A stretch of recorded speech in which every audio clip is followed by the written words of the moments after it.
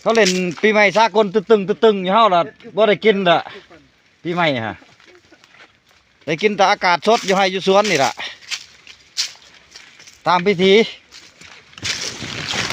คือสิแล้วมื้อนี้ล่ะพี่น้องเอ้ยว่าสิแล้วว่านนี่ก็เริ่มบ่แล้วยังกระเทินพี่น้องยังเช้าหนึงคือสิแล้วมื้อนี้นี่ล่ะพี่น้องบรรยากาศอยู่ในสวนเฮากาแฟก็บ่มากย้อนว่ามีห่มหลายพุ่นห่มจนมันหลายมาตัดออกแล้วพี่แล้วนี่ก็บักจันนี่คันขายก็ไล่เงินอยู่ดอกหมากมันหากบ่เอาไว้เอาออกเบิดพี่น้องรักษากาแฟก่อน